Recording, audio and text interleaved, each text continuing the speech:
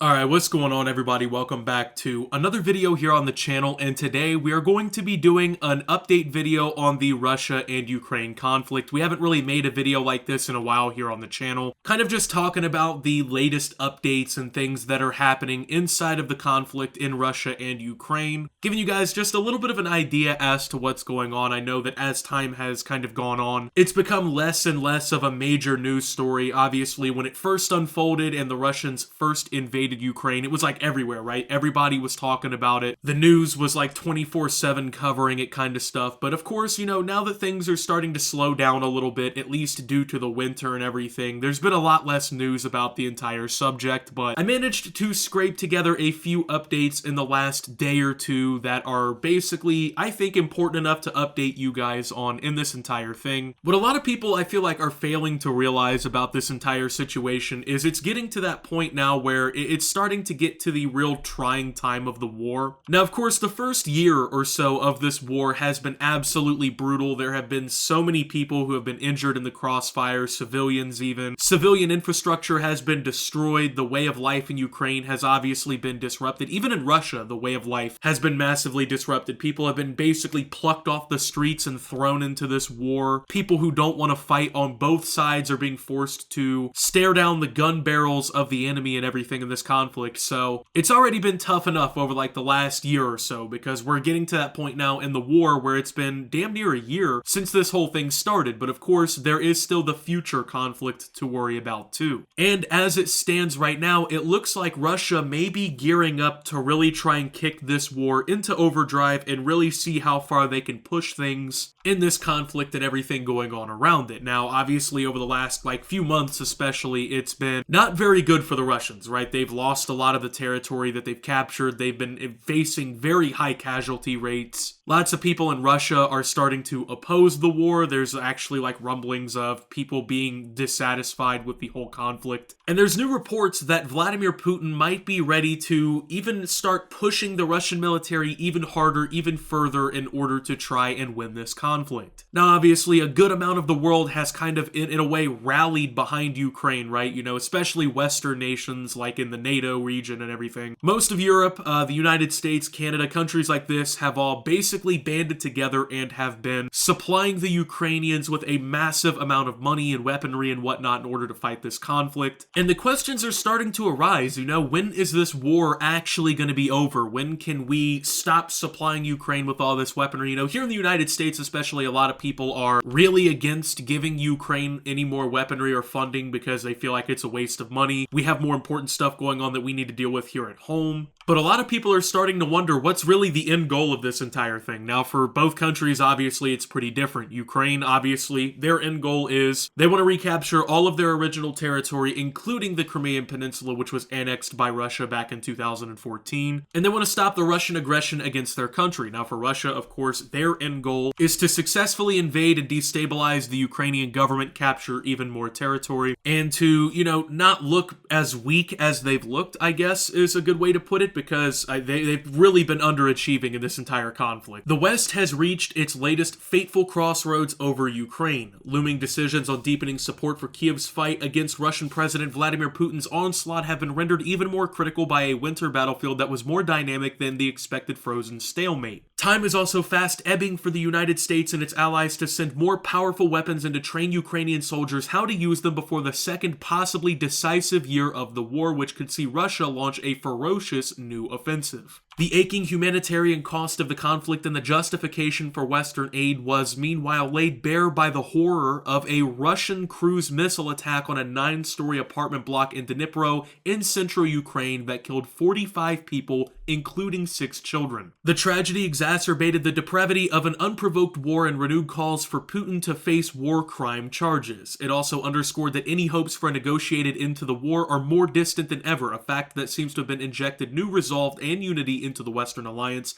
at a critical moment. Partners are now committing tanks and armored vehicles to Ukraine. Several are joining the US in sending Patriot anti-missile missiles, steps that would have been off limits early in the war in order to avoid further provoking Putin. Ukraine, given its desperate plight, will always want more, and while the West's coming choices will ultimately be based on an assessment of its own interests, the context of Ukraine's agony and courage is impossible to ignore. Quote, "We are facing the collapse of the world as we know it, the way we are accustomed to it or to what we aspire," said Ukrainian First Lady Olena Zelenska at the World Economic Forum in Davos on Tuesday, in the latest heart-wrenching and well-timed intervention from Ukraine's expert messaging effort. The question is now, the West now faces are grave, but they're also familiar. How far, I should say, should NATO go in supplying Ukraine's increasingly desperate calls for more numerous and more sophisticated offensive weapons? What is Russia's red line before Western action provokes a massive escalation, possibly including the use of a battlefield nuclear weapon that could open a horrid new age of warfare and risk of a US-Russia conflagration? Then there's the question of how much longer the political underpinnings of an extraordinary Western effort to save Ukraine will hold in the United States and Europe, even if a mild continental winter has weakened Putin's effort to wage energy warfare against civilian populations. Now, that is a major point that a lot of people haven't really been talking about here, right? A few months ago, especially, maybe 6 or so months ago at this point, we were talking about how Putin was threatening to use energy supplies from Russia that were going into Europe through like the Nord Stream pipeline and whatnot, essentially like holding it hostage, right? Because the winter was coming up, it was expected to be a very rough and brutal winter in the area, and Putin was like threatening, natural gas supplies and stuff like that to Europe in order to like kind of try and manipulate them in a way, right? To kind of scare them into not, really assisting. Now, this didn't work. These countries in Europe and the United States and whatnot, they called the bluff of Russia and, well, they rolled the dice, right? The dice came out a lot more favorable. The winter hasn't been as rough as was initially expected. There hasn't been this massive European energy crisis like was being worried about in the initial days of these threats. And now, Putin lost a very massive chip that he was using to negotiate with, right? Because, well, they called his bluff and they pretty much won that one, right? So it's getting to the point, though, in this whole thing, there's talks of Russia mounting another massive counteroffensive, trying to push further into Ukraine, trying to break some of that resistance down. And now the West is kind of left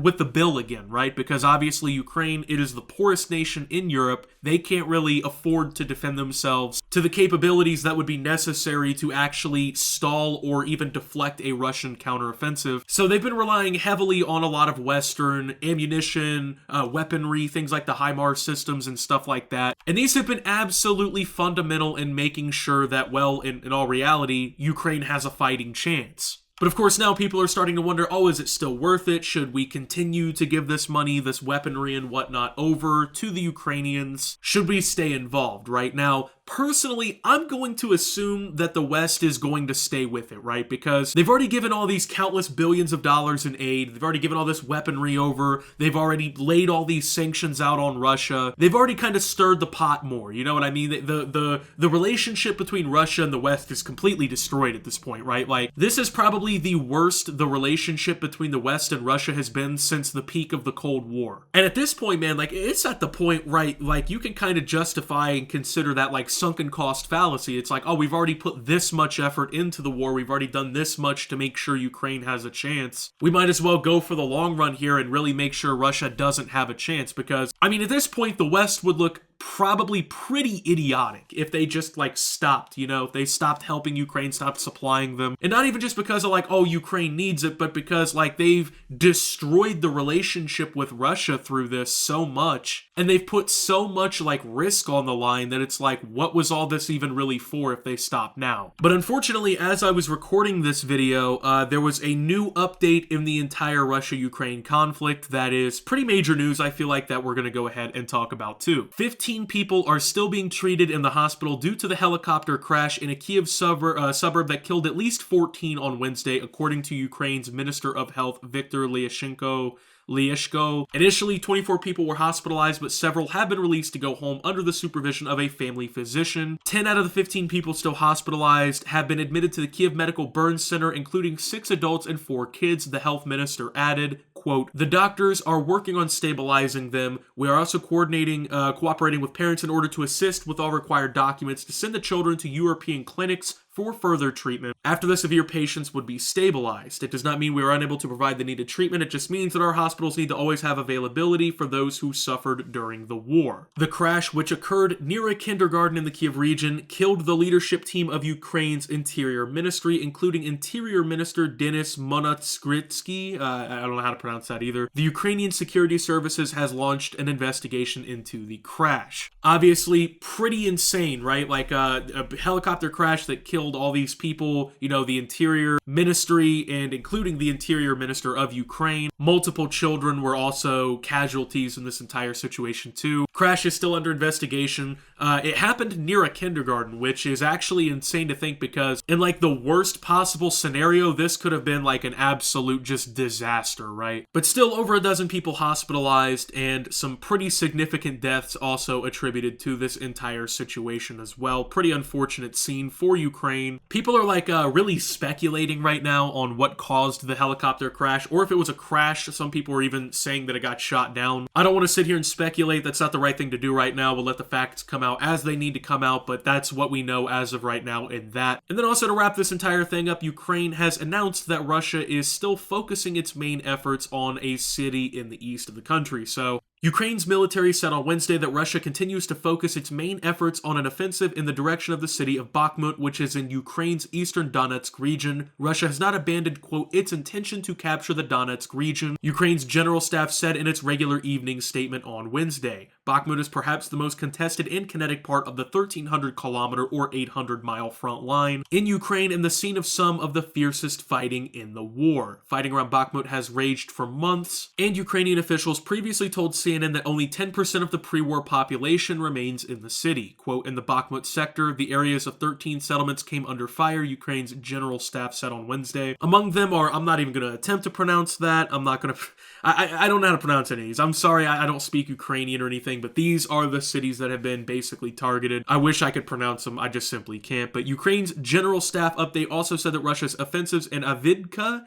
and parts of Zaporizhzhia have been unsuccessful and claimed that Russia is, quote, on the defensive in Novopavlivka and Kherson. So obviously, this war didn't just stop, you know? It's not like just because it hasn't been on the news as much recently or whatever that this has really kind of not been happening. Due to the cold, due to the winter, you know, traditionally there's a little bit more of a slowdown in these kinds of wars and stuff like that. And this is no different, right? That's even been attributed by President Zelensky and others as to why it hasn't been as intense, quote unquote. But there's still a lot of intense fighting going on, a lot of situations unfolding that are really going to help determine, you know, the future of this war. So as that kind of stuff happens, I'll keep you guys updated. With that being said, though, thank you guys for watching. If you did enjoy, make sure to leave a like. Subscribe if you're brand new around here on the channel. Follow me over on Twitter and Twitch at @SubToOptimus. Make sure to check out Shoptimus down below. And until my next video, guys, this is Optimus, well, updating you guys on the Ukraine war and signing out.